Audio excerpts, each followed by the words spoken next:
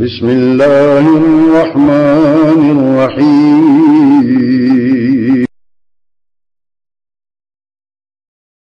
وله الجوار المنشآت في البحر كالأعلام فبأي آلاء ربكما تكذبان رب اشرح لي صدري ويسر لي امري واحلل عقدة من لساني يفقهوا قولي احمدك اللهم يا مجيب كل سائل والصلاة والسلام على من هو افضل الوسائل وعلى آله واصحابه ذوي الفضائل اما بعد فاعوذ باللہ من الشیطان الرجیم بسم اللہ الرحمن الرحیم اللہ ولی الذین آمنوا یخرجهم من الظلمات الى النور صدق اللہ العظیم وصدق رسولہ النبی الکریم الامین ان اللہ وملائکتہ یصلون علی النبی یا ایہا الذین آمنوا صلوا علیہ وسلموا تسلیما الصلاة والسلام علیکہ یا سیدی یا رسول اللہ وعلا آلکہ واصحابکہ یا حبیب اللہ مولاي صل وسلم دائما ابدا علی حبیبکہ خیر الخلق کلہم منزہ عن شریک فی محاسنہ فجوہر الحسن فیہ غیر منقاسم یا اکرم الخلق مالی من الوذ بہ سواک عند حلول الحادث العممی رب صل وسلم دائما ابدا علی حبیبک خیر الخلق کلہم۔ اللہ تبارک و تعالی جل جلالہ وعم نوالہ واتم برہانہ وعظم شانہ کی حمد و ثنا اور حضور سرور کائنات مفخر موجودات زینت بزم کائنات دستگیر جہاں غم گسار زماں سید سروراں حامی بے قسام قائد المرسلین خاتم النبیین احمد مجتبی جناب محمد مصطفیٰ صلی اللہ علیہ وآلہ واصحابہ وبارک وسلم کے دربار گوہر بار میں ہدیہ درود السلام عرض کرنے کے بعد وارثان منبر و محراب ارباب فکر و دانش نہایت ہی معزز و محتشم حضرات و خواتین سامعین و ناظرین، رب ذوالجلال کے فضل اور توفیق سے صراط مستقیم کی روشنی میں آج فہم دین کورس کے سلسلہ میں ہمارا موضوع ہے اور دل نور ایمان سے جگمگا اٹھا۔ میری دعا ہے خالق کائنات جل جلالہ ہمارا یہ پروگرام اپنے دربار میں قبول فرمائے اور خالق کائنات جل جلالہ دونوں جہاں میں ہماری کامیابیوں کے لیے اس پروگرام کو سبب بنائے۔ آج کا موضوع نہایت ایمانی، وجدانی اور روحانی موضوع ہے اور دل نور ایمان سے جگمگا اٹھا۔ وہ سینے جو پہلے کفر کی سیاہی سے اندھیری رات کی طرح کالے تھے، جو ہی ایمان کی تجلی پڑی تو وہ صبح نو کا آئینہ بن گئے۔ جو پہلے کھنڈر اور ویران تھے رب ذوالجلال نے ان کو بہار آشنا کر دیا جب ایمان کا مقدس تخم ان کے دل کی سرزمین میں کاشت کیا گیا تو کائنات کو ضیاء اور غذا بخشنے والا ایسا سلسلہ رب ذوالجلال نے ان سینوں میں پیدا کیا کہ وہ اور بھی ہزاروں سینوں کی روشنی کا اور اجالے کا سبب بن گئے۔ خالق کائنات جل جلالہ قرآن مجید برہان رشید میں ارشاد فرماتا ہے، سورہ بقرہ کی آیت نمبر 257 ہے،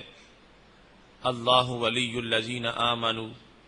یخرجہم من الظلمات الی النور۔ اللہ ایمان والوں کا ولی ہے، انہیں نکالتا ہے اندھیرے سے نور کی طرف۔ تو جب تک ایک انسان ایمان سے محروم ہے تو وہ اندھیرے میں ہے، محرومی میں ہے، اور جس وقت اس کو ایمان میسر آ جاتا ہے تو وہ نور نگر میں پہنچ جاتا ہے اور اجالوں کا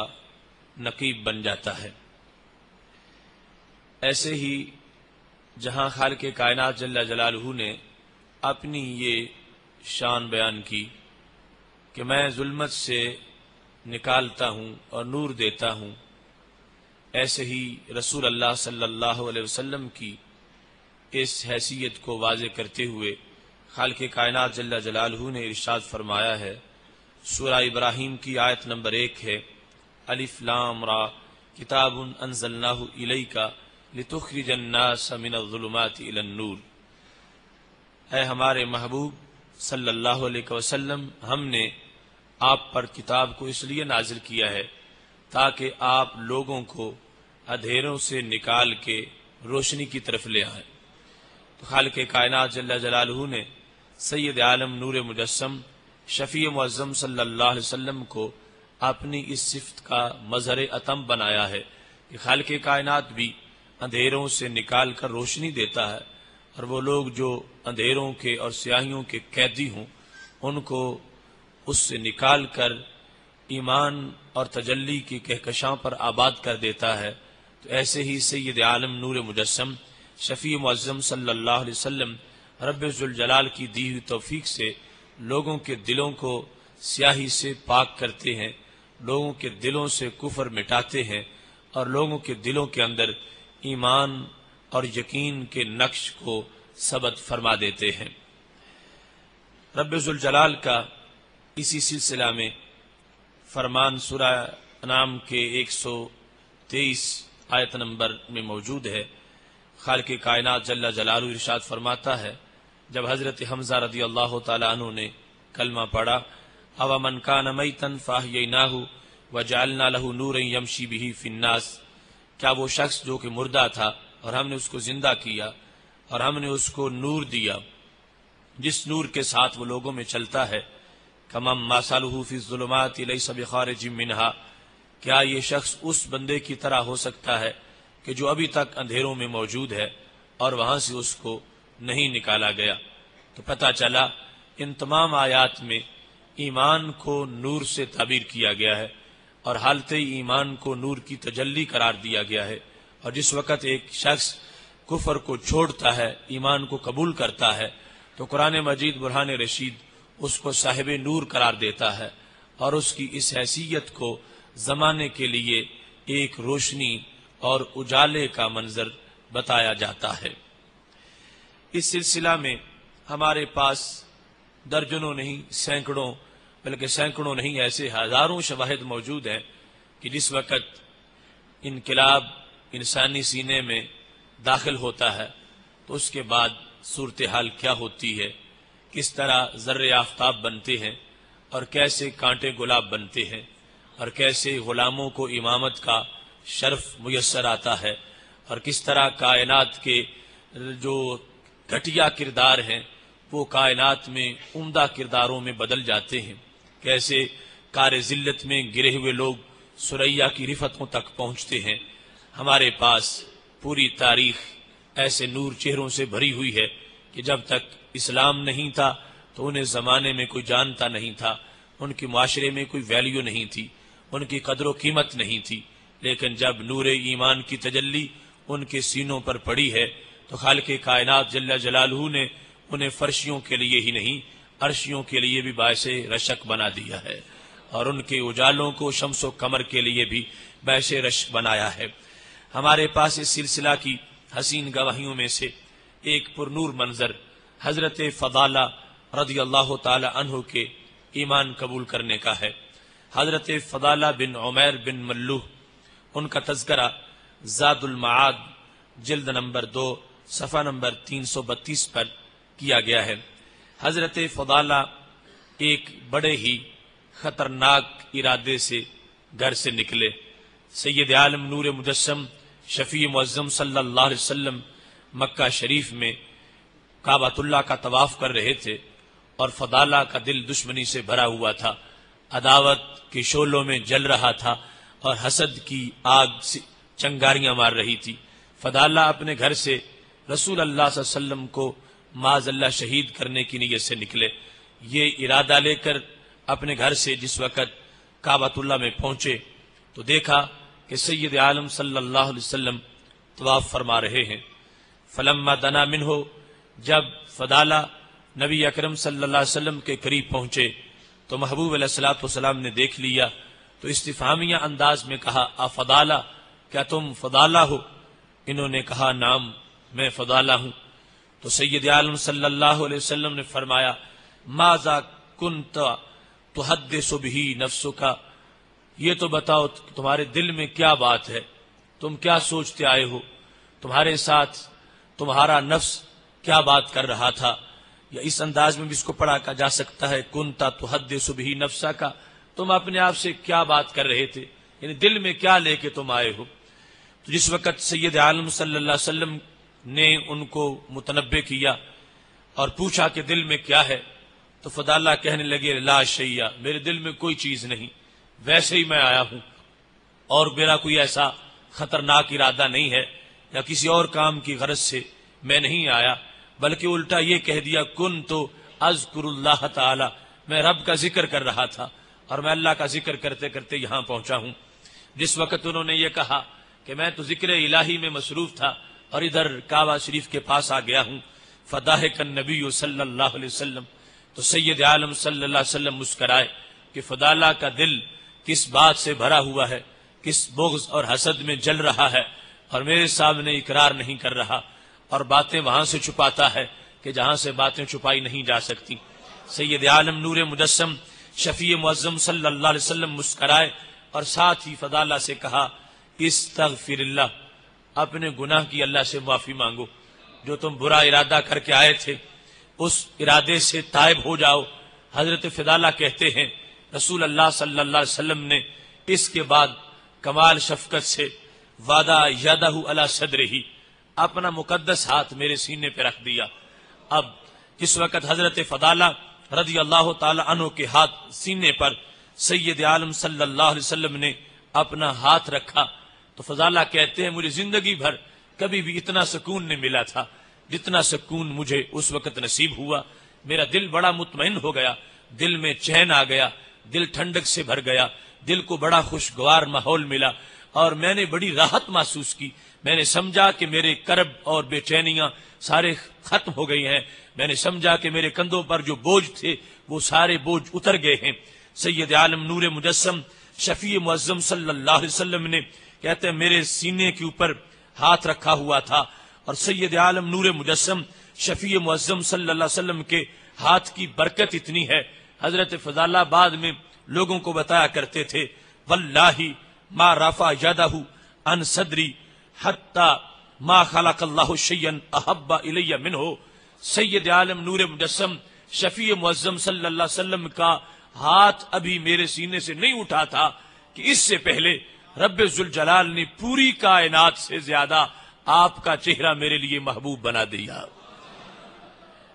یہ نکلے تھے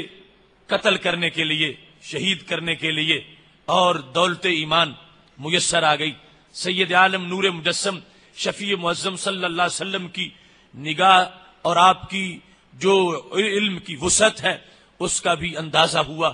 ایک اس کی جھلک سامنے آئی، ایک شخص دل میں جو کچھ چھپائے ہوئے ہے سید عالم صلی اللہ علیہ وسلم نے اس کو مطلع کیا کہ تمہارے دل میں یہ ہے، اور پھر وہ اگرچہ برے ارادے سے آیا تھا مگر محبوب علیہ السلام یہ نہیں چاہتے تھے کہ میرے قریب ہونے کے بعد پھر بھی جہنمی رہے، اگرچہ وہ قریب ہوا ہے قتل کی نیت سے، لیکن نبی علیہ الصلوۃ والسلام نے اپنے قرب کا رنگ دکھا دیا ہے۔ اپنا مقدس ہاتھ جب حضرت فضالہ کے سینے پہ رکھا، وہی جو اجڑا ہوا دیار تھا اور وہی جو ایک کھنڈر اور ویران بستی تھی، وہی دل جس میں کوئی تجلی نہیں تھی، کوئی نور نہیں تھا، کوئی سرور اور کوئی مہک نہیں تھی، سید عالم نور مجسم شفیع معظم صلی اللہ علیہ وسلم کے وہ مقدس ہاتھ جن کے بارے میں فاضل بریلوی کہتے ہیں جن کو سوئے آسماں پھیلا کے جل تھل بھر دیے، صدقہ ان ہاتھوں کا پیارے ہم کو بھی درکار ہے، تیرے ہی دامن پہ پڑتی ہے ہراسی کی نظر، ایک جانے بے خطا پر دو جہاں کا بار ہے۔ محبوب علیہ السلام کا وہ مقدس ہاتھ حضرت فضالہ کے سینے کے اوپر ہے مگر اصل اثر اس کا دل تک پہنچا ہے، اور اس ہاتھ سے دل کی سیاہی اتر گئی ہے، اور وہ دل جس میں پہلے حسد کے جذبات تھے، بغض سے بھرا ہوا تھا اور عداوت سے بھرا ہوا تھا، حضرت فضالہ نے اتنا بڑا انقلاب محسوس کیا کہ محبوب علیہ السلام کا ہاتھ ابھی سینے سے اٹھا نہیں تھا، اس سے پہلے اتنی تبدیلی آ چکی تھی، اس حد تک سینے کے جذبات بدل چکے تھے کہ جو شخص انہیں پہلے سب سے زیادہ اپنا دشمن محسوس ہوتا تھا اور جن سے سب سے زیادہ عداوت تھی، حضرت فضالہ کہنے لگے چند لمحوں میں رب ذوالجلال نے انہیں میرے لیے محبوب ترین شخصیت قرار دے دیا۔ اس انداز میں ایمان جلوہ گر ہوتا ہے، اور یہ انداز ہے کہ جس کی وجہ سے کردار سنورتے ہیں، سیرت نکھرتی ہے، انسان بنتا ہے، انسان حیوانیت کے زمرے سے نکل کے انسانیت کے دائرے میں داخل ہوتا ہے، اور پھر وہ قدسیوں کے لیے بھی رشک بن جاتا ہے، باعث رشک ہوتا ہے۔ حضرت فضالہ کہتے ہیں اب جب میں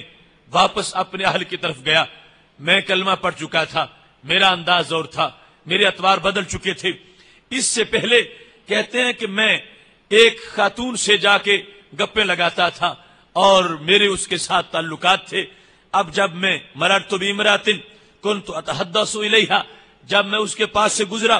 اس نے مجھے آواز دی، میرا انداز بدل چکا تھا، میں نہ ادھر دیکھتا تھا نہ اس کی آواز سنتا تھا نہ اس سے گفتگو کرتا تھا، وہ مسلسل مجھے اپنے پرکشش انداز میں دعوت دے رہی تھی اور بلا رہی تھی اور کہتی تھی مجھ سے بات تو کرو۔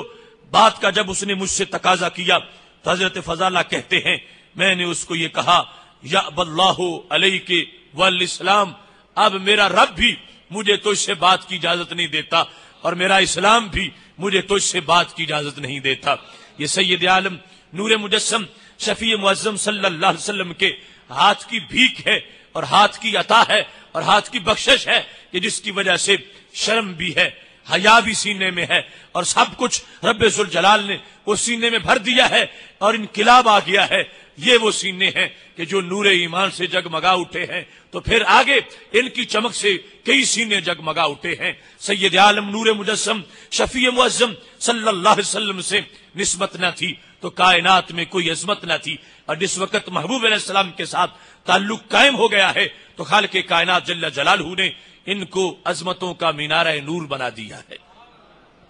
ایسے ہی حضرت زماد رضی اللہ تعالی عنہ،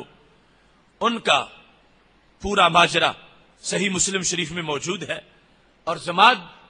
بھی بڑے عجیب انداز سے دائرہ اسلام میں داخل ہوئے اور انہیں بھی ایمان کی کرن کا احساس ہوا، تو بڑے عجیب انداز سے وہ بھی ایک ارادے سے نکلے تھے، لیکن یہاں جو بھی اپنے کسی غلط ارادے سے نکلا ہے وہ سرکار کی طرف چلا تو ہے، محبوب علیہ الصلوۃ والسلام نے اس کی مقدر کو بدل دیا ہے اور قسمت کو سنوار دیا ہے۔ زماد کہتے ہیں کہ میں مکہ شریف پہنچا، از شنوا سے ان کا تعلق تھا، آؤٹ سائڈر تھے، مکہ شریف میں داخل ہوئے، اور ان کا یہ شعبہ تھا کہ یہ لوگوں کے جن نکالا کرتے تھے، اور اس طرح جو لوگ مجنون ہوتے تھے ان کو دم کرتے تھے، اور یہ اس انداز میں بھی یعنی جاہلیت کے زمانے میں بھی لوگوں کا کوئی اٹکل پچو ایسا تھا کہ اس طرح کے شعبہ جات انہوں نے بنائے ہوئے تھے۔ لہذا حضرت زماد کہتے ہیں میں مکہ شریف میں داخل ہو گیا تو مکہ شریف کی فضا عجیب تھی. میں جدھر جاتا تھا تو وہاں کے جو رہائشی لوگ تھے قریش مکہ وہ مجھے پورا بریف کرتے تھے کہ یہاں ایک انسان ہے، اس سے بالکل ملاقات نہ کرنا، اس سے جو بھی ملتا ہے تو وہ شخص اپنی زندگی کے مزے کھو بیٹھتا ہے اور وہ سب کو چھوڑ دیتا ہے. اور یہاں تک جماعت کہتے ہیں مجھے انہوں نے تعارف کروایا کہ اس پر اسیب کا سایہ ہے، اسے جن پڑے ہوئے ہیں اور معاذ اللہ مجنون ہے، اسے کوئی پتہ ہی نہیں چلتا کہ کیا کہنا ہے کیا نہیں کہنا. کہیں تم بھی ان کے پاس نہ چلے جانا اور تم بھی اس مرض کے شکار بن جاؤ گے. حضرت جماعت کہتے ہیں میں نے جس وقت یہ سنا کہ صفحائے مکہ مجھے یہ کہتے ہیں کہ وہ شخص بیمار ہے تو میرے دل میں الٹا یہ جذبہ پیدا ہوا کہ اگر اس کو جن پڑتے ہیں تو میں جن نکالنے میں ماہر ہوں، تو میں جن نکالتا ہوں. زمانے میں پتہ چل جائے گا کہ عرب والوں کا جو سب سے بڑا انسان جس کا وہ خطرہ سمجھتے تھے کہ اس کے جن بڑے مضبوط ہیں اور اس کے جن نکلتے نہیں ہیں، میں نکال کے دکھا دوں گا تو میرا شورا ہو جائے گا کہ جنوں کا بہت زیادہ علاج کرنے والا ہے. جماعت کہتے ہیں میں پوچھتے پوچھتے رسول اللہ صلی اللہ علیہ وسلم کی خدمت میں چلا گیا اور میں نے لوگوں سے جب وہ مجھے روکتے تھے تو میں کہتا تھا لو انی رأیت ھذا الرجل، کاش کہ میں اس بندے کو دیکھوں تو صحیح، ہو سکتا ہے اللہ میرے صدقے اس کو شفا دے دے. یہ لفظ بول رہے تھے لعل اللہ یشفیہ علی یدی، ہو سکتا ہے اس کا بھلا ہو جائے، میری وجہ سے اس کو شفا مل جائے. تو میں مکہ کے ان لوگوں کو کہتا تھا کہ تمہیں یہ دشمنی کیوں ہے؟ اگر ایک بیمار صحیح ہوتا ہے میری وجہ سے اس کو صحیح ہونا چاہیے، لہذا تم میری ملاقات تو ہونے دو. حضرات کہتے ہیں میں بڑی مشکل سے ان سے نکلا اور رسول اللہ صلی اللہ علیہ وسلم کے پاس جب میں پہنچا میری ملاقات ہوئی تو میں نے کہا یا محمد انی ارکی من ھذہ الریح، میں نے سنا ہے کہ آپ کو جن پڑے ہوئے ہیں اور آپ جو ہے ان کوئی بیرونی سایہ ہے آپ کا، آپ کے اوپر کوئی اثرات ہیں اور میں یہی کام کرتا ہوں، میں دم کرتا ہوں، ارکی میں رقیہ کرتا ہوں، دم کرتا ہوں، لوگوں کے جن صحیح ہو جاتے ہیں. تو میں بڑی دور سے آیا ہوں، آپ کے بارے میں نے یہاں آ کے سنا تو اس واسطے میں اپنی خدمات آپ کے لیے پیش کر رہا ہوں. بڑے بڑے لوگ صحیح ہو گئے ہیں اور آپ بھی صحیح ہو جائیں گے. سماعت کہتے ہیں میں نے بڑی جسارت کی اور میں نے کہا کہ میرے ہاتھ پر رب نے چاہا تو ہو سکتا ہے آپ صحیح ہو جائیں. حل لکا، میں نے پوچھا کیا واقعی آپ کو دلچسپی ہے کہ میں آپ کے جن نکالوں؟ کتنے عجیب لوگ تھے. جماعت کی باتیں بھی بڑی عجیب تھیں، جنہوں نے پوری دنیا کے جن نکالے ہیں یہ ان کے جن کی فکر میں ہیں اور ان کے ساتھ کس طرح کی باتیں کر رہے ہیں جن کے بارے میں خود جنہوں نے یہ فرمایا تھا کہ ہر بندہ جب پیدا ہوتا ہے ساتھ اس کے ایک شیطان بھی آتا ہے اور وہ اس کو گمراہ کرنے کی کوشش کرتا ہے. صحابہ کرام علیہم رضوان نے پوچھا یا رسول اللہ صلی اللہ علیہ وسلم کہ آپ کے ساتھ بھی کوئی پیدا ہوا تھا، یعنی آپ کے ساتھ بھی کسی کو اللہ نے شروع سے لگا دیا تھا؟ فرمایا ہاں اللہ نے دستور پورا کیا، میرے ساتھ بھی ایک لگایا تھا، آنہ علیہ فقد اسلم، مگر اللہ نے میری مدد کی ہے، میرے شیطان نے بھی اسلام قبول کر لیا ہے. جو میرے ساتھ آیا تھا وہ شیطان نہیں رہا، اب وہ مطیع بن گیا ہے، وہ میرا فرما بردار ہے، وہ میری بات مانتا ہے، وہ مجھے اپنے کہنے پہ نہیں چلاتا، میں نے اس کو اپنے کہنے پہ چلا لیا ہے. اتنی بڑی ذات اور اتنی بڑی شخصیت کے سامنے حضرت جماعت کہہ رہے تھے میں جن نکالتا ہوں اور میں جنون صحیح کرتا ہوں، آپ مجھے اجازت دیں کہ میں اپنا کام شروع کروں. میرے محبوب علیہ الصلوۃ والسلام نے کوئی جواب نہیں دیا، کیونکہ جو اس طرح کی گفتگو ہو وہاں پر جواب دینا یہ بھی ایک وقت کو ضائع کرنا ہے. میرے محبوب علیہ الصلوۃ والسلام نے اپنی گفتگو شروع کر دی ہے، خطبہ دیا ہے، کلمات طیبات پڑھے ہیں اور یہ عمومی طور پر ہم خطبات میں جو لفظ پڑھتے ہیں اسی سے یہ ماخوذ ہیں. رسول اللہ صلی اللہ علیہ وسلم فرمانے لگے الحمدللہ نحمدہ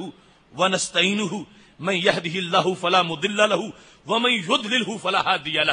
کہ ساری تعریفیں اللہ کے لیے ہیں اور میں اس کی تعریف کرتا ہوں اور اس سے مدد چاہتا ہوں، اور جس کو خدا ہدایت دے دے اسے کوئی گمراہ نہیں کر سکتا اور جسے خدا گمراہ کر دے اسے کوئی ہدایت نہیں دے سکتا. اشہد ان لا الہ الا اللہ وحدہ لا شریک لہ وان محمدا عبدہ ورسولہ، میں یہ گواہی دیتا ہوں کہ میرا رب ایک رب ہے، اس کے سوا کوئی معبود نہیں ہے، اور میں یہ گواہی دیتا ہوں کہ حضرت محمد مصطفیٰ صلی اللہ علیہ وسلم رب ذوالجلال کے عبد خاص ہیں اور اس کے رسول ہیں.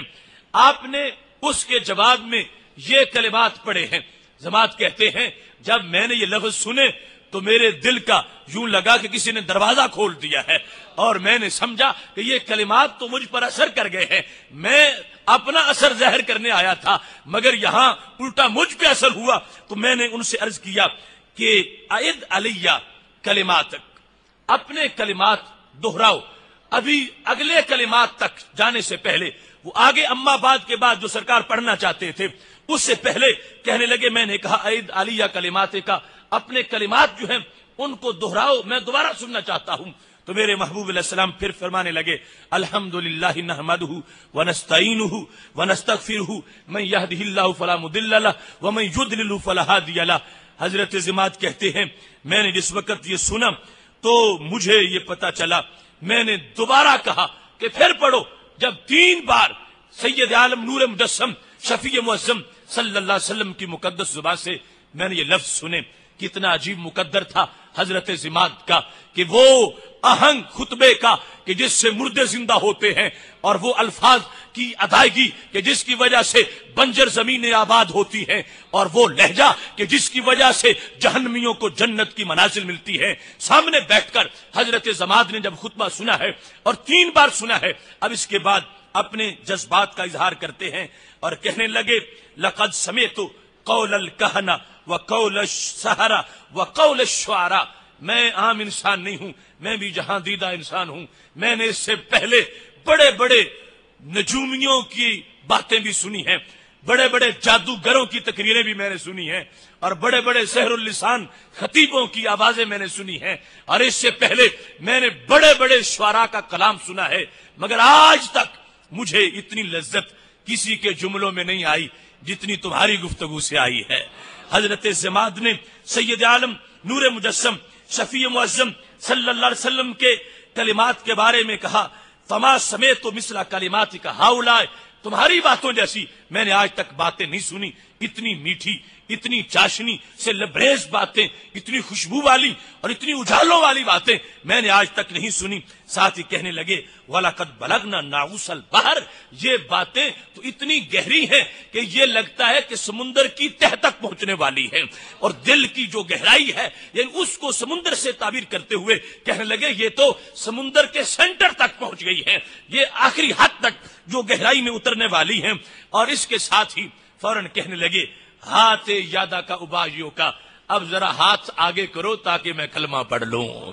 وہ ضماد جو کہ آئے تھے کہ میں جن نکالتا ہوں اور میں جا کے شفا دیتا ہوں، کہ ایک انسان مریض ہے میری وجہ سے، چونکہ یہ جملہ بول رہے تھے، ان اللہ یشفی علی یدیہ، اس کو اللہ میرے ہاتھوں پر شفا دے دے، ہو سکتا ہے خالق کائنات اس کو شفا دے دے۔ آئے تھے شفا دینے کے لیے، مگر انہیں پتا نہیں تھا کہ مریض تو میں ہوں، شفا کی مجھے ضرورت ہے، بیمار تو میں ہوں، علاج کی مجھے ضرورت ہے۔ وہ شفا دینے کے لیے آئے تھے، مگر میرے کریم سے گر قطرہ کسی نے مانگا، دریا بہا دیے ہیں، دربے بہا دیے ہیں، اور یہاں پر جوں سوال کی بھی اجازت ضرورت نہیں پڑتی، اور عمومی طور پر یوں ہوتا ہے، لب واہیں آنکھیں بند ہیں، پھیلی ہیں جھولیاں، کتنے مزے کی بھیک تیرے پاک در کی ہے۔ اور پہنچتے ہی انہوں نے جس وقت سید عالم نور مجسم شفیع معظم صلی اللہ علیہ وسلم کا منظر دیکھا ہے، جملہ سنا ہے، کلمات طیبات کی ادائیگی سے ان کو اثر ملا ہے، کاہنوں کا کلام بھول گئے، شاعروں کے جو ہیں وہ نظمیں بھول گئے، خطیبوں کے خطبے بھول گئے، ساحروں کے کلام بھول گئے، اور کہنے لگے کلام تو یہ ہے۔ اور اس کے بعد فوراً اپنا ہاتھ آگے بڑھاتے ہیں، محبوب علیہ الصلوۃ والسلام سے بیعت کے شرف کے لیے تڑپتے ہیں، اور کلمہ پڑھتے ہوئے دنیا کو بتا رہے ہیں، جب تک یہاں نہیں آیا تھا دل اس وقت کفر سے کالا تھا، اب پہنچا ہوں تو دل اللہ کے فضل والا بن گیا ہے۔ نور ایمان سے جگمگانے والے یہ دل، سید عالم نور مجسم شفیع معظم صلی اللہ علیہ وسلم نے فرمایا، ٹھیک ہے ضماد تم نے کلمہ پڑھا تو یہ پیغام اپنی قوم تک بھی پہنچاؤ۔ حضرت ضماد کو قوم کے لیے مبلغ بھی بنا دیا، اور اس قوم کو پھر اتنا مرتبہ ملا کہ ایک سریہ پر جب صحابہ گئے تھے، وہاں سے لشکر گزرا تھا، تو وہاں پر گزرتے گزرتے لشکر نے چونکہ درمیان میں ایسی آبادی آئی کہ جو ابھی انہوں نے کلمہ نہیں پڑھا تھا مگر حضرت ضماد کی قوم میں سے شمار ہوتے تھے، وہاں سے لشکر نے گزرتے ہوئے صرف ایک وضو کرنے کے لیے ایک چیز لی تھی، اور اس برتن سے کہ پانی اس سے لیا جائے. لشکر والوں نے پوچھا کہ تم میں سے کسی نے کوئی اس قوم کی چیز تو حاصل نہیں کی؟ تو کہا گیا صرف ایک پیالہ یا چھوٹا سا برتن لیا ہے. تو سید عالم نور مجسم شفیع معظم صلی اللہ علیہ وسلم کا فرمان سنایا گیا، ردوہا فإن ہؤلاء قوم ضماد. یہ جائز نہیں ہے کہ ہم ان کا برتن ساتھ لے جائیں کیونکہ یہ ضماد کی قوم ہے، اور ضماد کو سید عالم نور مجسم شفیع معظم صلی اللہ علیہ وسلم نے عظمتوں سے سرفراز فرمایا ہے، لہذا ان کی قوم کو بھی اللہ تعالیٰ کی طرف سے ایک مرتبہ حاصل ہو چکا ہے. ایسے ہی حضرت سمامہ بن اسال رضی اللہ تعالیٰ عنہ، ان کا نور نگر میں داخل ہونے کا جو واقعہ ہے اس کو بھی بڑی تفصیل کے ساتھ کتب حدیث کے اندر روایت کیا گیا ہے. بخاری و مسلم دونوں میں موجود ہے.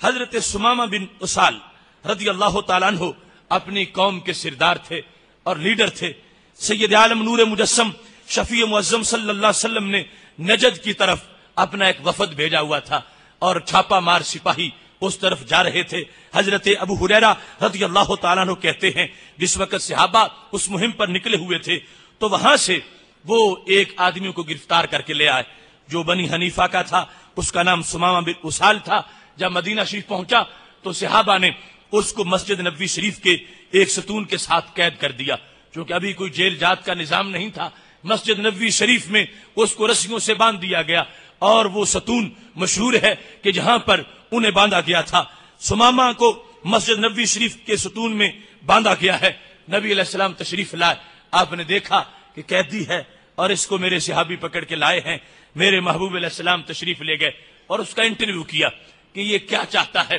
اور یہ محض ایک آداب تھے اور ایک فارمیلٹی پوری کرنے کا ذریعہ تھا، ورنہ نبی علیہ السلام اس کے دل کی دنیا کو جانتے ہیں کہ یہ جو باندھا ہوا ہے اس کے اندر کیا ہے، اس کے باہر کیا ہے. محبوب علیہ السلام نے پوچھا سمامہ ماذا عندک یا سمامہ، تو سمامہ یہ تو بتاؤ تمہارا کیا خیال ہے، کیا کہنا چاہتے ہو؟ اس وقت تم کہتی ہو اور ہو سکتا ہے تمہارا یہ خیال ہو کہ چند منٹوں کے بعد ہم تلوار چلائیں گے، تمہارا سر اتر جائے گا. ہو سکتا ہے تمہارے دل میں یہ خیال ہو کہ ہم تجھے چھوڑ دیں گے. تم بتاؤ تم کیا چاہتے ہو اور تمہارے کیا خیالات ہیں. تو سمامہ وہ ایک سردار تھے اور انہوں نے بڑا مطمئن طریقے سے جواب دیا. کہنے لگے یا محمد اندی خیر، اے محمد میرے پاس خیر ہے، میرے پاس شر نہیں ہے. ان تقتل ذا دم، اگر تم مجھے قتل کرو گے تو معمولی نہیں ایک چودھری کو قتل کرو گے. ذا دم، میں عام انسان نہیں، میں خون والا ہوں اور میرا قتل بھی ایک عظیم قتل ہوگا. اگر آپ مجھے قتل کریں گے تو معمولی نہیں یہ سمجھو کہ ایک بڑے آدمی کو آپ قتل کر رہے ہیں. وَإِن تُنِمْ عَلَى شَاكِرٍ، اور اگر تم مجھے انعام کر کے چھوڑ دو گے تو یہ نہ سمجھنا کسی کمینے کو چھوڑا ہے، پھر بھی ایک شاکر کو چھوڑو گے. میں ساری زندگی تمہارا احسان مانوں گا اپنی قوم میں جا کر، اپنے مذہب پر رہتے ہوئے بھی، کہ مسلمانوں نے مجھے پکڑا تھا اور ان کے پیغمبر نے مجھ پر شفقت کی تھی اور مجھے چھوڑ دیا تھا. میں شاکر بن کے رہوں گا. اور یہ ایک ان کا چونکہ جو انداز ہے اپنے لیڈرشپ کا، اس کے لحاظ سے انہوں نے واضح کر دیا کہ میں کوئی بھیک نہیں مانگتا کہ ضرور تم مجھے چھوڑ دو. میں کہتی ہوں تمہاری مرضی ہے، مجھے قتل کرو گے تو ذادم کو قتل کرو گے، مجھے چھوڑ دو گے تو شاکر کو چھوڑ دو گے. اور وَإِن كُنْتَ تُرِيدُ الْمَالَ، اور اگر تم چاہتے ہو کہ مال میں پیش کروں اور میں فدیہ دوں اور تم مجھے چھوڑ دو تو فصل چاہتے ہو تو جو مانگو ہم مال دیں گے، یعنی فدیہ لینے کے بعد مجھے رہا کر دو. تو سید عالم صلی اللہ علیہ وسلم نے فرمایا معاملہ اب کل تک چھوڑتے ہیں، دوبارہ پھر کل بات ہوگی. دوسرے دن جب نبی اکرم صلی اللہ علیہ وسلم تشریف لائے تو پھر اس قیدی سے انٹرویو کیا گیا. آپ نے اس سے پوچھا کہ تمہارے پاس کیا ہے یا سمامہ؟ تو اس نے جواب میں وہی کہا ان تقتل زادم وان تنم علی شاکر، اگر آپ قتل کریں گے تو ایک بڑے آدمی کو قتل کریں گے، اگر چھوڑیں گے تو شاکر کو چھوڑیں گے، اور اگر آپ مال چاہتے ہیں تو میں مال پیش کرنے کے لیے تیار ہوں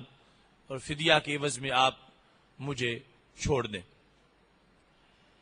سید عالم صلی اللہ علیہ وسلم نے پھر فرمایا اب کل بات ہوگی. تو تیسرے دن پھر عدالت لگی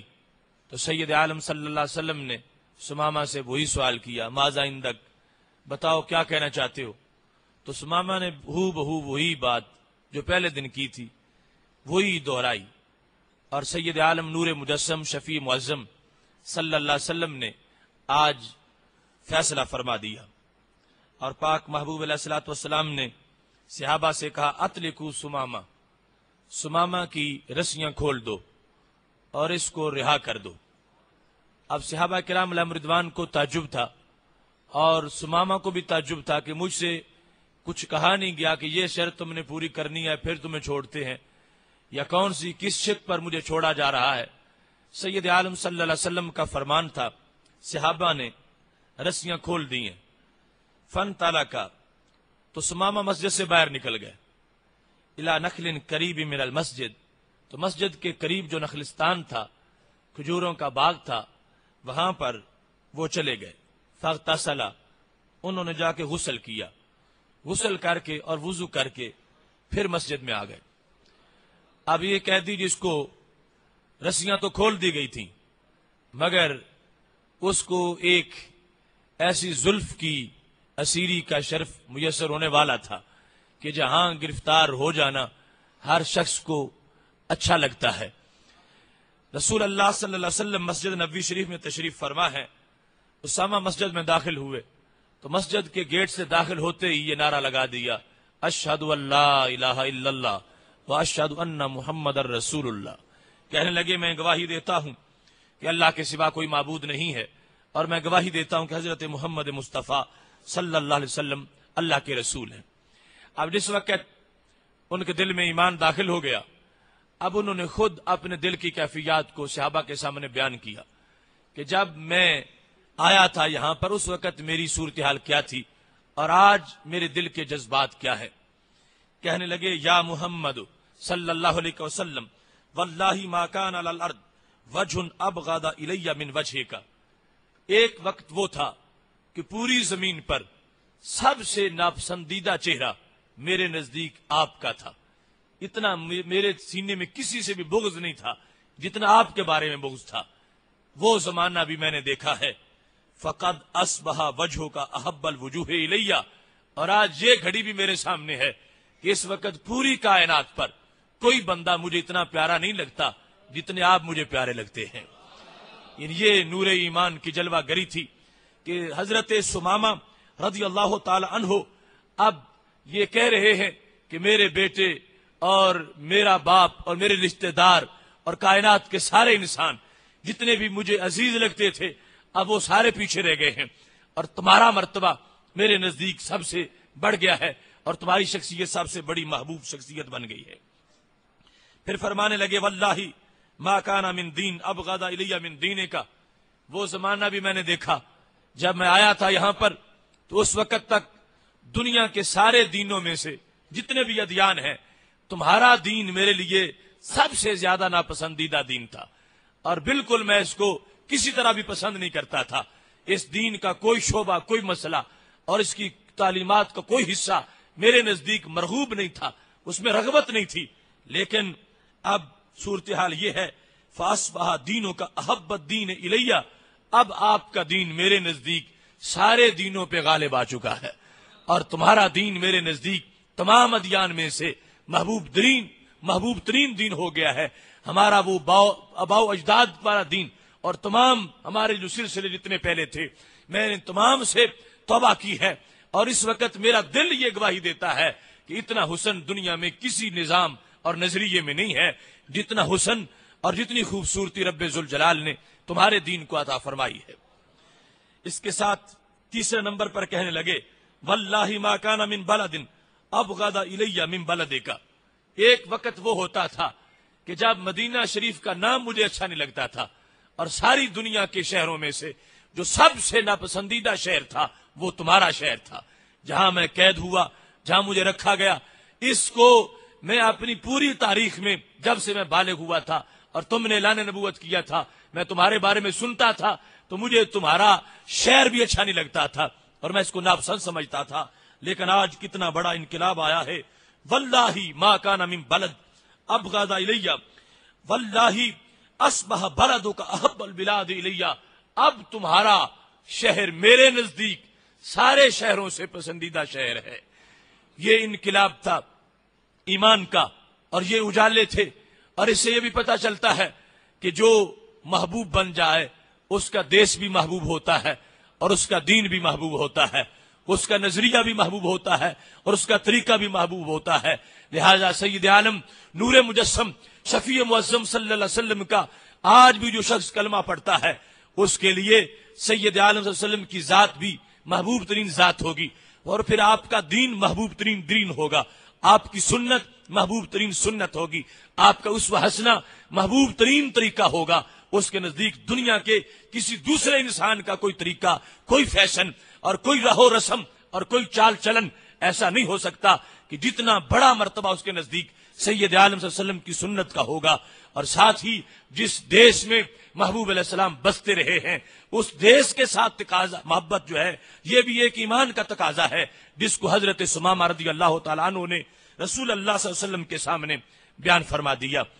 اب جس وقت یہ قیدی ہوئے تھے تو جو جاہلیت میں ان کے نزدیک عمرے کا طریقہ تھا، عمرہ کو جا رہے تھے اور یہ قیدی ہو گئے تھے۔ اب کہنے لگے یا رسول اللہ صلی اللہ علیہ وسلم، اب تمہارے طریقے کے مطابق میں عمرہ کروں گا اور میں عمرہ کر کے پھر اپنی قوم کے پاس واپس جاؤں گا۔ جس وقت ثمامہ مکہ شریف پہنچے تو آپ کی گرفتاری کی خبر مکہ شریف تک پہنچی ہوئی تھی، اور وہاں تک لوگ جانتے تھے کہ ثمامہ ایک لیڈر تھا اور ہماری آل پارٹیز کا رکن تھا، اور وہ مسلمانوں نے قید بنا لیا ہے، قیدی اس کو کر لیا ہے۔ اب جس وقت وہاں پر ثمامہ جو ہیں وہ داخل ہوئے تو لوگوں نے کہا ثمامہ تم نے کیا کیا، سبوتا، تم نے تو دین بدل دیا، دین تو نہیں بدلا جاتا، باپ دادا کا دین تم چھوڑ گئے ہو، تم سابی بن گئے ہو۔ تو ثمامہ کہنے لگے واللہ لیکن اسلم تو مع محمد صلی اللہ علیہ وسلم، مجھے یہ نہ کہو کہ میں نے دین بدلا ہے، مجھے یہ کہو کہ میں نے اصل دین حاصل کیا ہے، میں نے حضرت محمد مصطفیٰ صلی اللہ علیہ وسلم کے ساتھ مل کر اسلام کو قبول کیا ہے۔ اور مکہ شریف والوں کو کہنے لگے، چونکہ یہ یمن کے تھے اور مکہ شریف کے یمن سے روابط تھے، اور اب ان کی جو اسلام لانے کے بعد صورتحال تھی اس کے لحاظ سے ان کے اسلام کے جو مکہ شریف کی معیشت پہ اثرات پڑنے تھے، حضرت ثمامہ نے کہہ دیا واللہ لا یاتیکم من الجمامہ حبۃ ہنتا حتی یأذن فیہا النبی صلی اللہ علیہ وسلم۔ اصل میں یمامہ سے ان کا تعلق تھا، تو کہنے لگے خدا کی قسم آج کے بعد یمامہ سے گندم کا ایک دانہ بھی اس وقت تک تمہیں نہیں دوں گا جب تک رسول اللہ اجازت نہیں عطا فرمائیں گے۔ سید عالم نور مجسم شفیع معظم صلی اللہ علیہ وسلم کی اجازت کے بعد اب یمامہ سے تمہیں کوئی دانہ مل سکتا ہے، ورنہ تمہیں ایک دانہ بھی یمامہ سے میسر نہیں آ سکتا۔ اسی طرح کا انداز حضرت مازن رضی اللہ تعالیٰ عنہ کا ہے۔ حضرت مازن کے بارے میں دلائل النبوہ جو بہقی کی کتاب ہے، جلد نمبر 2 اور صفحہ نمبر 36 پر ان کا پورا واقعہ بڑی داستان حکمت آمیز تفصیل سے موجود ہے۔ مازن جو ہے یہ عمان کے علاقہ کے تھے، اور عمان کے علاقہ میں ایک بستی سمائل تھی، اس سے ان کا تعلق تھا، اور بڑے کٹر مشرک تھے اور بت پرست تھے۔ ایک خصوصی بت انہوں نے اپنے گھر رکھا ہوا تھا اور اس کی عبادت کیا کرتے تھے، اس کے پاس ہر وقت نگرانی بھی کرتے تھے، اور اس کے ساتھ ساتھ عبادت کا سلسلہ بھی جاری رکھتے تھے۔ مازن کہتے ہیں ایک دن میں نے بت کے پاس اپنی قربانی پیش کی، ایک جانور بت کے نام پر ذبح کیا تو بت سے آواز آئی، حالانکہ وہ بے جان تھا لیکن اس سے آواز آئی، کہنے لگا یا مازن اقبل الی اقبل تسمع ما لا یجہل ھذا نبی مرسل جاء بحق منزل فآمن به کی تعدل ان حر نار تشہل۔ اقبل الی اقبل، اے مازن میری بات غور سے سنو اور میری طرف متوجہ ہو جاؤ، اور وہ بات سنو جو سن کے بلانے والی نہیں ہے، یاد رکھنے والی ہے۔ ھذا نبی مرسل، یہ نبی ہیں، یہ رسول ہیں جو حق لے کے آگے ہیں۔ یعنی عمان کا بت بولتا ہے اور مکہ شریف کی خبر دیتا ہے۔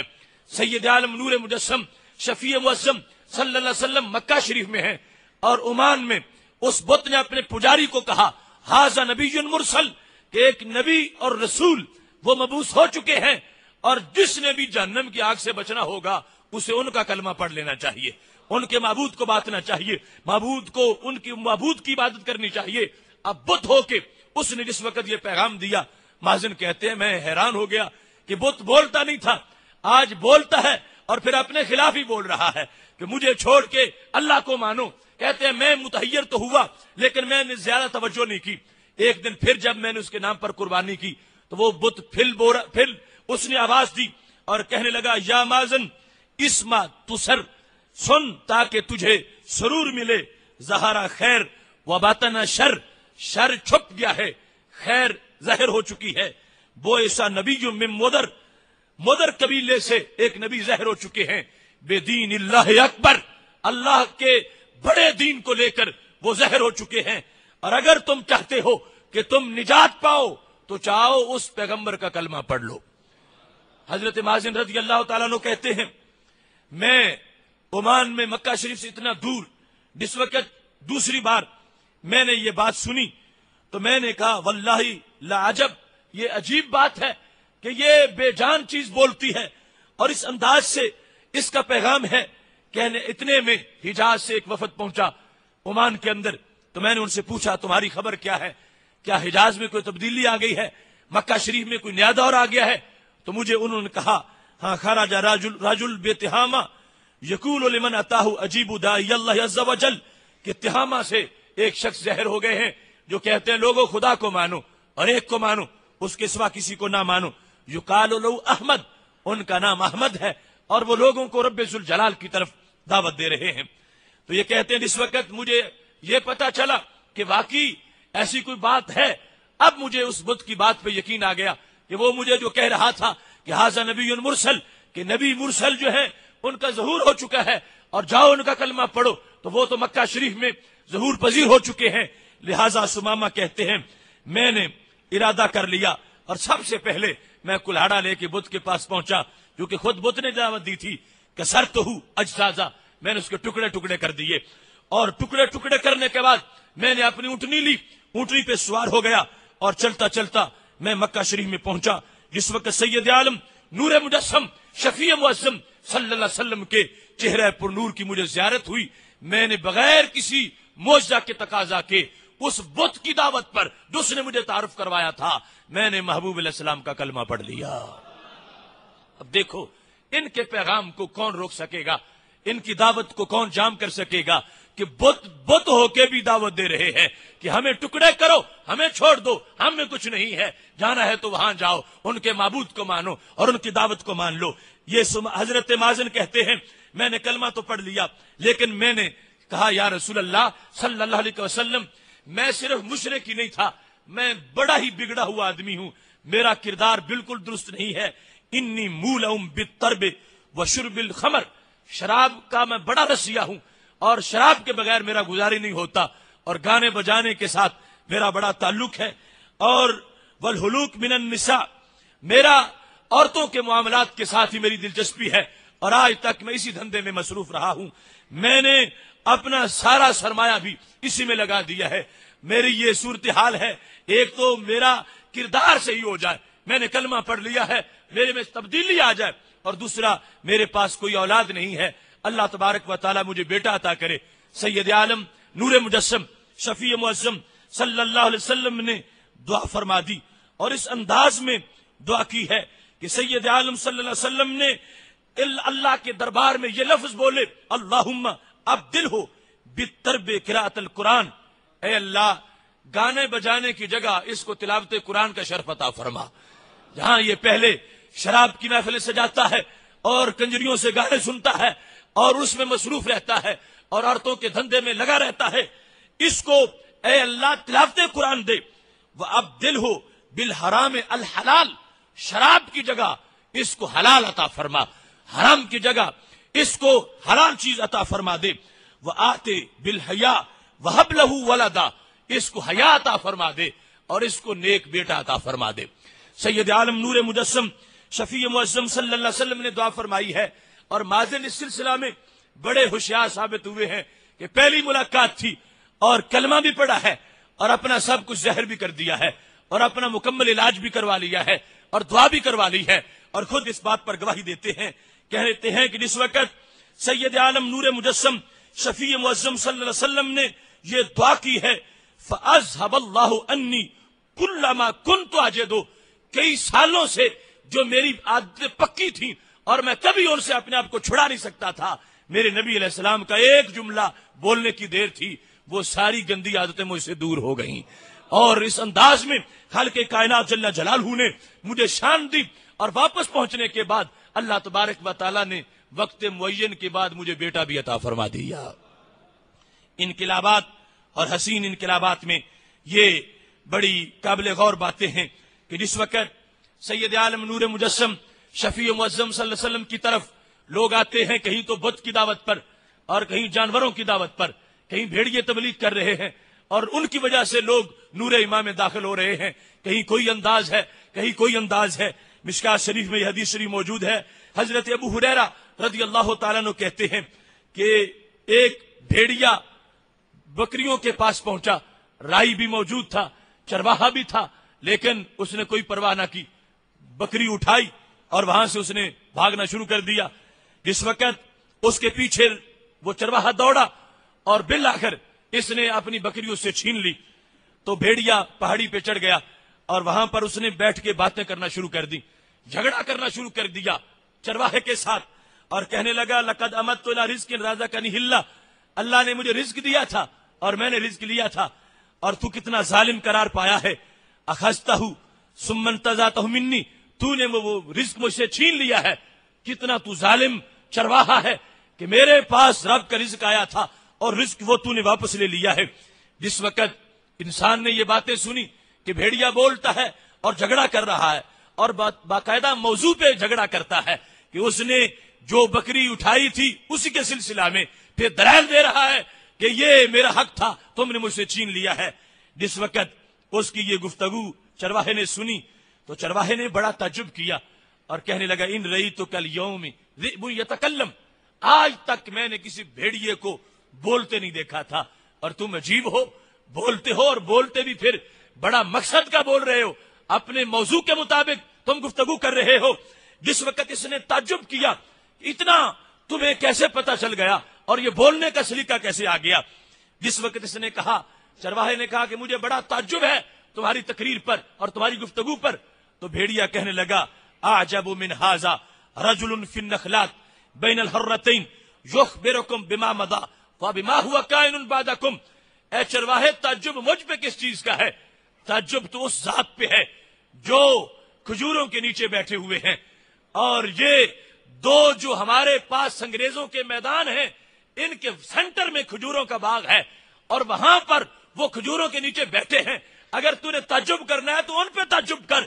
ان کے مقام پر، ان کی عظمت پر. کس بات پر تعجب کر؟ کہ یخبرکم بما مضی وما هو کائن بعدکم، کہ ان کو رب نے اتنا علم دیا ہے آج تک جو کچھ ماضی میں ہوا ہے اس کی بھی خبر دیتے ہیں، اور قیامت تک جو کچھ ہونے والا ہے اس کی بھی خبر دیتے ہیں. اب بھیڑیے نے تعارف کروا دیا اور کہا تعجب میرے بولنے پہ نہ کرو، تعجب تو ان کی خبر پہ کرو کہ جن کو خالق کائنات جل جلالہ نے اتنا شرف دیا ہے اور اتنے علوم عطا فرمائے ہیں.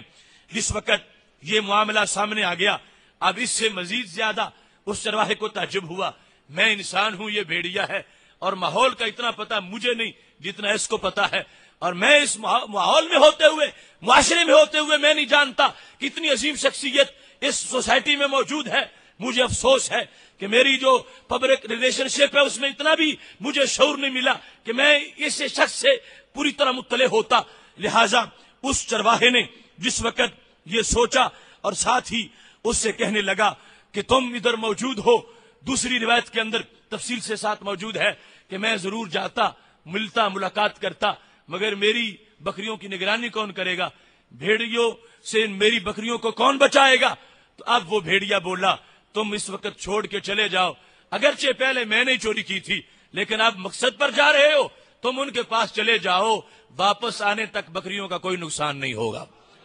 لہذا اس نے اطمینان کر لیا اس کے کہنے پر، اور وہاں بکریاں چھوڑی ہیں اور سیدھا چلا اس نخلستان کی طرف جہاں عرشوں کے مہمان تشریف فرما ہیں. سید عالم نور مجسم شفیع معظم صلی اللہ علیہ وسلم کے پاس پہنچا، اور چرواہا یہودی تھا. جس وقت اس نے جا کر سید عالم صلی اللہ علیہ وسلم کو خبر دی کہ ایسے بھیڑیا تھا، اس نے بکری اٹھائی تھی، میں نے چھین لی تھی، اور پھر اس نے مجھ سے باتیں کی ہیں اور اس نے مجھے یہ بتایا ہے کہ کھجوروں کے نیچے ایک ذات بیٹھی ہے، ان کا علم بڑا ہے، جو کچھ ماضی میں ہو چکا ہے اس کی بھی خبر دیتے ہیں اور جو کچھ قیامت تک ہونے والا ہے اس کی بھی خبر دیتے ہیں۔ جس وقت رسول اللہ صلی اللہ علیہ وسلم نے بھیڑیے کا وہ پیغام اس یہودی کی زبان سے سنا اور بھیڑیے نے جو تعارف کروایا تھا یہودی سے، اس کو اپنے کانوں سے سن لیا، فصدقہ النبی صلی اللہ علیہ وسلم، تو سرکار نے بھیڑیے کی تصدیق فرما دی کہ اگرچہ بھیڑیا ہے مگر باتیں اس نے سچی تجھے بتائی ہیں، اور میرے بارے میں جو اس نے تعارف کروایا ہے کہ ماں کانا کی خبر بھی دیتا ہوں، ماں یکون کی خبر بھی دیتا ہوں، ماضی کا بھی مجھے غیب ہے اور مستقبل کا بھی مجھے غیب ہے، یہ باتیں اس نے سچ کی ہیں، اس نے کوئی غلو نہیں کیا، میرے رب نے مجھے واقعی یہ مقام عطا فرما رکھا ہے۔ اب جس وقت یہودی کو تصدیق ہو گئی کہ باتیں بھیڑیے کی تھیں اور یہ شخصیت ان کا انہوں نے پوری طرح تصدیق کر دی ہے، تو یہ کہنے لگا یا رسول اللہ صلی اللہ علیہ وسلم، میں کلمہ پڑھنا چاہتا ہوں، آپ کی غلامی میں داخل ہونا چاہتا ہوں۔ محبوب علیہ الصلوۃ والسلام نے غلامی میں داخل کر لیا۔ اب یہ انداز ہے کہ بھیڑیے بھی جانور بھی لوگوں کو متوجہ کر رہے ہیں، اور سید عالم نور مجسم شفیع معظم صلی اللہ علیہ وسلم کے پاس وہ پہنچتے ہیں اور محبوب علیہ الصلوۃ والسلام ان کو خبر دے دیتے ہیں اور بتاتے ہیں، اور بالخصوص جو موضوع تھا اس کے لحاظ سے کہ ماضی کی خبریں دینا اور مستقبل کی خبریں دینا، سرکار نے اس یہودی سے کہا تم اس پر تعجب کر رہے ہو، میں تجھے بتاتا ہوں۔ فرمایا قیامت آئے گی، قیامت کے وقت جب قیامت قریب ہوگی اس وقت کے حالات ایسے ہو جائیں گے، او شکر رجل ان یخرج فلا یرجع حتی یحدثہ نالہ وصوتہ بما احدث اہلہ بعدہ۔ فرمایا ایسا زمانہ بھی آئے گا کہ ایک شخص اپنے گھر سے کام کے لیے نکلے گا اور جب واپس لوٹ کے گھر پہنچے گا، گھر جو چھڑی رکھ کے گیا تھا، گھر جو جوتے رکھ کے گیا تھا، وہ جوتے اس کو بتائیں گے کہ تیرے بعد تیرے گھر والوں نے یہ باتیں کی ہیں، تیرے بعد تیرے گھر والوں نے یہ کام کیے ہیں۔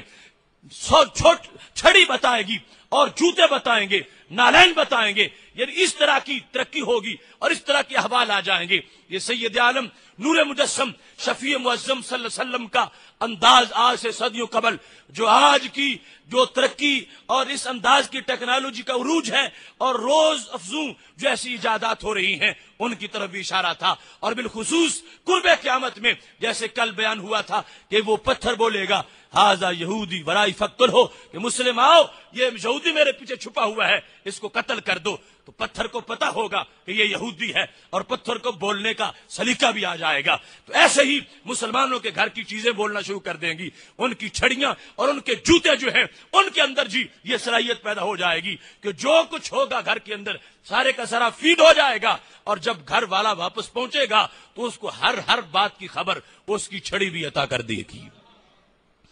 یہاں جس وقت اس مضمون کے اندر سید عالم نور مجسم شفیع معظم صلی اللہ علیہ وسلم کے صحابہ کے مختلف انداز ہمارے سامنے ہیں، یہ سلسلہ صرف صحابہ کرام علیہم رضوان تک محدود نہیں تھا، تابعین ہیں یا تبع تابعین ہیں، اور اس کے بعد کہ جتنے بھی حالات مختلف لوگوں کے مختلف صدیوں کے اندر ایسی صورتحال یقیناً موجود رہی کہ ان کی ملاقاتیں اللہ کے ولیوں سے ہوتی رہیں، ان کی ملاقات جو ہے وہ صوفیاء اور صدیقین سے ہوتی رہی، اور ان کو بھی خالق کائنات جل جلالہ نے ان کی کرامات کی بنیاد پر اور ان کے صدق اور اخلاص کی بنیاد پر ایسی چیزیں عطا فرمائی ہیں۔ لیکن بالخصوص ہمارے محبوب علیہ الصلوۃ والسلام کا جو انداز تھا اس سے جو چمک پیدا ہوئی ہے تو وہ اتنی بڑی چمک تھی کہ لا تمس النار من رآنی اور من رآنی، میرے محبوب علیہ السلام نے فرمایا ہے کہ جس نے حالت ایمان میں مجھے دیکھ لیا اس کو جہنم کی آگ چھو بھی نہیں سکے گی، اور وہ تو کیا فرمایا جس نے اس کو حالت ایمان میں دیکھا ہے جہنم کی آگ اس کے بھی قریب نہیں آ سکے گی۔ اس واسطے یہ جو حکمت کی روشنی ہے اور یہ جو اجالے ہیں یہ محبوب علیہ الصلوۃ والسلام کے چہرہ پر نور کی خیرات ہے، اور اس کا عکس جمیل ہے کہ جس نے بھی وہاں آ کر عادل مزاجی سے دیکھا ہے، اگرچہ وہ کٹر مشرک تھا لیکن محبوب علیہ السلام کو اگر اس نے ہٹ دھرمی سے نہیں دیکھا، عدالت سے دیکھا ہے، انصاف سے دیکھا ہے، تو یقیناً رب ذوالجلال نے اس کے دل کو بھی نور ایمان سے مربع فرما دیا ہے۔ آخر میں حضرت ابو رافع رضی اللہ تعالیٰ عنہ کا وہ لمحہ بیان کرنا چاہتا ہوں کہ جب ان کو قریش نے سندیشہ دے کے بھیجا تھا کہ جاؤ رسول اللہ صلی اللہ علیہ وسلم کو یہ پیغام دو اور واپس آ جاؤ، ابو داؤد شریف میں ہے کہتے ہیں بعثنی قریش الی رسول اللہ صلی اللہ علیہ وسلم، مجھے قریش نے پیغام دے کے بھیجا تھا. میں گیا ہوں اور کچھ بھی اور نہیں دیکھا، یعنی نہ درختوں کو جھکتے دیکھا ہے، نہ پتھروں کو کلمہ پڑھتے دیکھا ہے، نہ چاند کو ٹکڑے ہوتے دیکھا ہے. اگرچہ یہ سب کچھ وہاں ہوتا تھا، لیکن یہاں کیا ہوا؟ حضرت ابو رافع کہتے ہیں لما رأیتہ القیا فی قلبی الاسلام، جب میں نے اپنی آنکھوں سے پہلی بار ان کا چہرہ دیکھا ہے، میرا دل اسلام سے بھر دیا گیا ہے. سرکار کا چہرہ دیکھ رہے ہیں، دل نور ایمان سے بھرتا جا رہا ہے. رخ جیسے آئینے میں مصور سجا ہوا، ماتھے کی ہر لکیر پہ قرآن لکھا ہوا، آواز جیسے نغمہ فطرت چھڑا ہوا، آغوش جیسے ہو در کعبہ کھلا ہوا، کانپے جلال عرش مزاج حلیم سے، جنت کو رہ جائے قد مستقیم سے. ہمارا آج بھی عقیدہ ہے کہ جہاں بھی چمک ہے یہ چمک محبوب علیہ السلام کی چمک کا حصہ ہے، اور چمک تجھ سے پاتے ہیں سب پانے والے، میرا دل بھی چمکا دے چمکانے والے. وآخر دعوانا ان الحمد للہ رب العالمین. انشاءاللہ تبارک و تعالی کل ہمارا بہت اہم موضوع ہے جنہیں دیکھ کے رب مسکرائے. من حضرات اختصار سے صرف چند سوالوں کے جواب. یو ایس اے سے جو سوال ہے کہ اللہ تعالیٰ بھی نور ہے اور رسول اللہ صلی اللہ علیہ وسلم بھی نور ہیں، فرشتے بھی نور ہیں اور قرآن بھی نور ہے، تو پھر ان کے بارے میں فرق کیسے کیا جائے گا اور اس کے بارے میں عقیدہ کیا ہونا چاہیے؟ تو محتشم سامعین حضرات، قرآن مجید میں لفظ نور 10 معنی میں بولا گیا ہے، یعنی 10 چیزوں کو نور کہا گیا ہے. تو خالق کائنات جل جلالہ کا جو نور ہے اس کا اور باقی انوار کا فرق یہ ہے کہ اللہ تعالیٰ کا نور مخلوق نہیں ہے کہ اس کو پیدا کیا گیا. اللہ کا نور نور خالق ہے جو اوروں کو پیدا کرتا ہے اور خود اس کو کسی نے پیدا نہیں کیا. لہذا اللہ کو نور مانتے وقت یہ عقیدہ ہونا چاہیے کہ وہ نور کوئی جسم نہیں ہے اور وہ نور مخلوق نہیں ہے اور اس نور کی کوئی شکل نہیں ہے.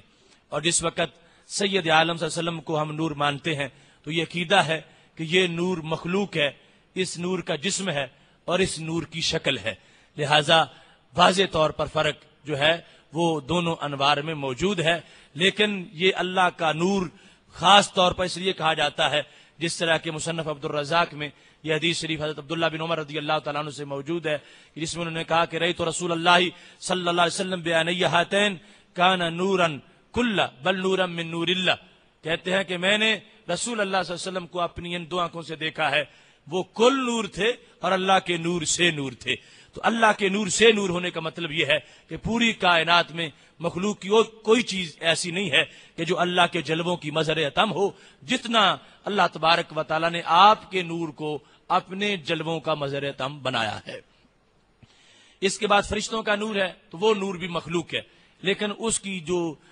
درجہ بندی کے لحاظ سے کیٹیگری ہے وہ ہمارے نبی علیہ السلام کے نور سے نیچے کی ہے. فرشتوں کا نور ہمارے محبوب علیہ السلام کے نور سے نیچے ہے. آپ کا نور ساری مخلوق میں سے اعلیٰ نور ہے. اس واسطے کہ حضرت جبریل علیہ السلام معراج کی رات کہتے تھے لو دنوت ان ملاۃ لترکت، اگر میں ایک پورا بھی سدرہ سے آگے گیا تو میں جل جاؤں گا. تو رسول اللہ صلی اللہ علیہ وسلم تو سدرہ سے آگے گئے، عرش تک پہنچے اور جلے نہیں ہیں، سلامت رہے. تو پتہ چلا کہ جبریل علیہ السلام کے نور کو خطرہ تھا، کہا کہ میں پورا بھی آگے گیا تو اللہ کا نور مجھے جلا دے گا. اور رسول اللہ صلی اللہ علیہ وسلم کا نور عرش عظیم میں قرب خاص میں بھی پہنچ کے نہیں جلا. تو پتہ چلا کہ آپ کا نور حضرت جبریل علیہ السلام کے نور سے افضل ہے. بلکہ آپ کے نور کا جلنا تو کیا، آپ نے جو سر پہ امامہ پہنا تھا وہ کپڑا بھی نہیں جلا اور بدن پہ جو جبہ تھا وہ بھی نہیں جلا. تو یہ اتنا کامل نور ہے کہ جس کی نسبت سے کپڑے بھی جلنے سے محفوظ رہے ہیں.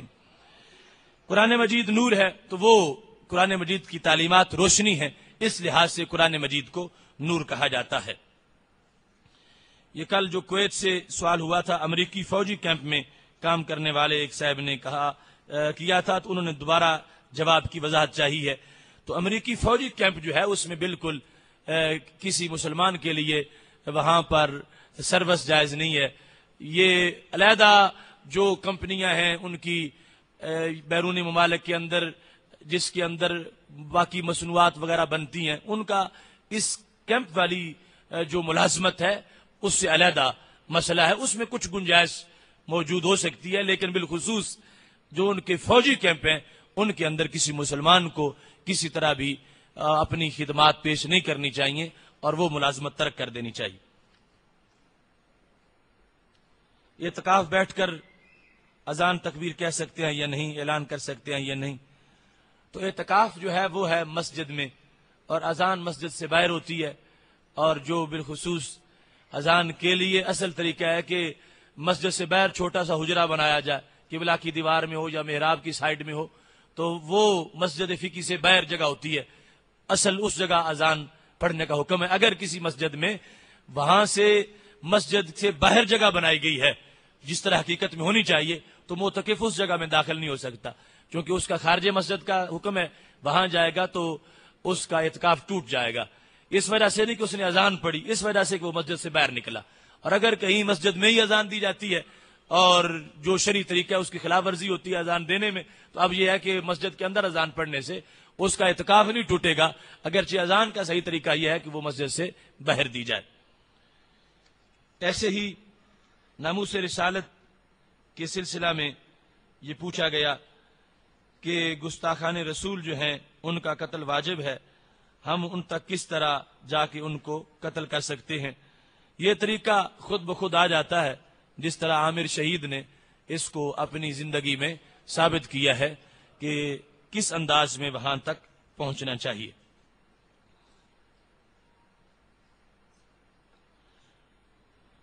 مردوں کے عرض ہے کہ ایک آدمی روزہ توڑنے کا کفارہ 60 روزے رکھتا ہے اور درمیان میں بیمار ہو جاتا ہے، تو پھر وہ کیا کرے؟ تو اس میں وہ 60 روزے جو ہیں وہ پے در پے رکھنے پڑتے ہیں. اگر وہ درمیان میں بیمار ہو گیا تو وہ پہلے رکھے ہوئے ضائع ہو جائیں گے، پھر نئے سرے سے اس کو مکمل جو ہے وہ پے در پے رکھ کے ہی 60 مکمل کرنا پڑیں گے.